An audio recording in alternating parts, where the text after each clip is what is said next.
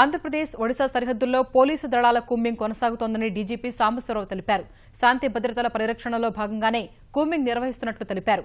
ఏవీబీలో ఇవాళ ఎదురు కాల్పులు జరగలేదన్న డీజీపీ 2 రోజుల్లో జరిగిన కాల్పులో మృతి చెందిన మావోయిస్టుల గుర్తింపు దాదాపు పూర్తయిందన్నారు.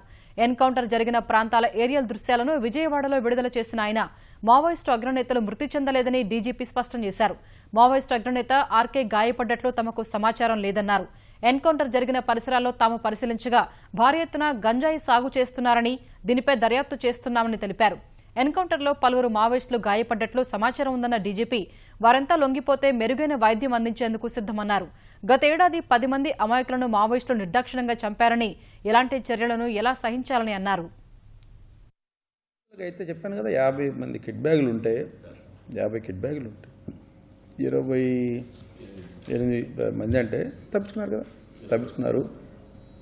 ఇటువంటి ఎక్స్చేంజ్ ఆఫ్ ఫైర్ని ఎందుకు స్పెషల్గా కన్సిడర్ చేస్తున్నామంటే, ఇంత పెద్ద హాల్లో వెపన్స్ ఎప్పుడు దొరకలే మాకు. 23 వెపన్స్ దొరికినటువంటి సంఘటన ఎక్కడ జరగల. 23 వెపన్ లేనిది ఒక తప్పంచ, ఒక బాంబు, లేకపోతే ఒక గ్రెనేడ్ వేరు. 3 ఏకపడిశాన్లు, 4 ఏమో ఎస్ఎల్ఆర్లు, ఇన్సాస్ ఉన్నాయి, 2 ఇన్సాస్లు ఉన్నాయి. సో ఇవన్నీ చూస్తే ఏంటంటే ఒక పెద్ద ఒక ఏదన్నా హింస కన్నా పోవాలా, ఏదైనా పోలీస్ స్టేషన్ లాంటిదో ఏఓపీ లాంటిది అటాక్ కన్నా పోవాలా, లేకపోతే మీరు చెప్పినట్టు ప్లేనర్ అన్నా ఉండాలి, what ever might be the case.